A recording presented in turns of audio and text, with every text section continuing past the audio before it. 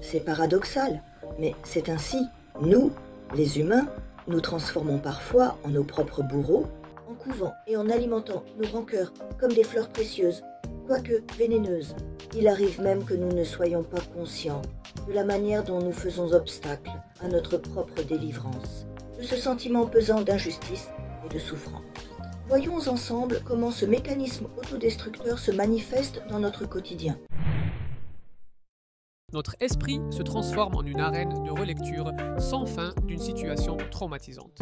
Nous rejouons sans cesse des mots blessants, des remarques acerbes et des actions perfides, savourant chaque détail et ajoutant de l'huile sur le feu de nos propres émotions négatives. De nouvelles nuances, encore plus sombres, et des interprétations peuvent s'ajouter à l'image initiale. Des dialogues soigneusement mis en scène se déroulent dans notre monde intérieur. L'offenseur réalise enfin sa monstrueuse erreur, tombe à genoux et implore le pardon. Ou bien, armé d'esprit et d'arguments irréfutables, nous le remettons à sa place, obtenant enfin un sentiment de satisfaction tant attendu. Hélas, ces fantasmes dépassent rarement les limites de notre conscience, ne servant qu'à maintenir l'intensité émotionnelle. Tout cela conduit à ce que notre attention se rétrécisse à la taille de l'offense subie. Tout le bien qui existait dans la relation avec cette personne, ou qui se passe dans notre vie en général, est impitoyablement ignoré. Seule la source de la douleur reste dans notre champ de vision.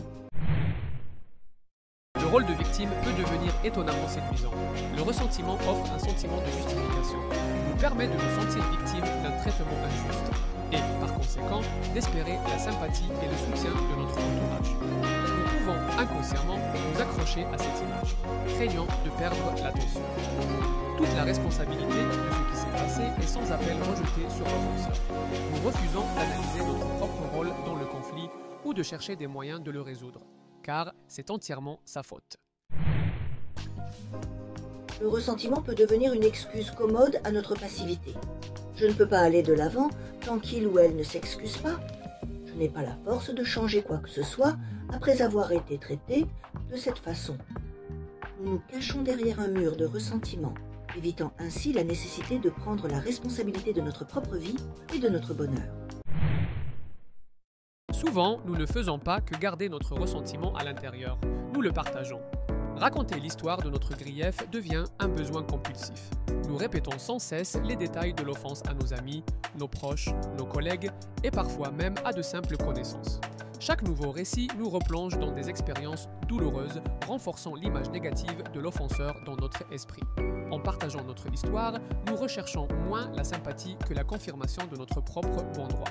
Il est important pour nous d'entendre « Oui, elle a agi terriblement. Tu as absolument raison d'être blessé. » C'est ainsi que se forme une sorte de club des rancuniers, où le sentiment d'injustice ne fait que s'intensifier. Souvent, nous érigeons des murs infranchissables entre nous et la personne qui nous a blessés. Un non catégorique, toute tentative de la part de l'offenseur de s'excuser ou de rétablir la relation est accueillie avec suspicion ou rejet. Nous pourrions croire qu'il, elle, ne mérite pas le pardon, ou craindre que pardonner ne soit perçu comme une faiblesse. Nous évitons délibérément le contact, ignorons les appels et les messages, et affichons froideur et détachement, maintenant ainsi la distance émotionnelle, et nous privant de la possibilité d'une réconciliation. Nos pensées deviennent nos pires ennemis. Nous collons des étiquettes négatives à celui qui nous a offensés. Il a toujours été égoïste. On ne peut pas lui faire confiance. Il ne changera jamais. Ces convictions tenaces ne laissent aucune place à une évaluation objective de la situation et bloquent la possibilité de voir les choses sous un autre angle. Une seule offense vécue peut s'étendre à tous les domaines de notre vie. On commence à penser « tout le monde est un traître, je n'ai jamais de chance, il n'y a pas de justice dans ce monde ». Parfois, derrière le sentiment de ressentiment se cachent des bénéfices discrets mais bien réels. Le ressentiment peut devenir un puissant outil de manipulation, nous permettant de susciter un sentiment de culpabilité chez l'autre et d'obtenir ce que nous voulons. Et puis, cet état douloureux peut attirer l'attention et la sollicitude de notre entourage, ce qui pour certains peut être inconsciemment désiré. Le ressentiment peut servir de justification pour ne pas vouloir prendre la responsabilité de ses propres actions ou pour résoudre des problèmes. Je suis trop bouleversé et pour m'en occuper maintenant.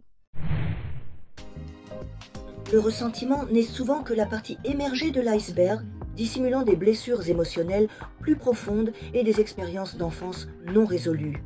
Lâcher prise du ressentiment peut signifier rouvrir notre cœur à une douleur et une déception potentielle, ce qui est effrayant. Nous pourrions croire que pardonner reviendrait à trahir nos propres sentiments et l'injustice de la douleur infligée. Il se peut tout simplement que nous manquions des connaissances et des compétences nécessaires pour gérer efficacement les fortes émotions négatives et résoudre les conflits de manière constructive.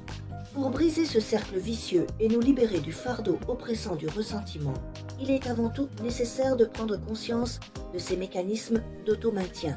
Ensuite, des efforts conscients seront nécessaires pour recadrer la situation, travailler sur nos pensées et nos sentiments, changer notre comportement, et enfin être prêt à pardonner et à aller de l'avant. Ce chemin n'est peut-être pas facile, mais c'est la seule façon de retrouver notre équilibre intérieur et d'ouvrir la porte à un avenir plus heureux.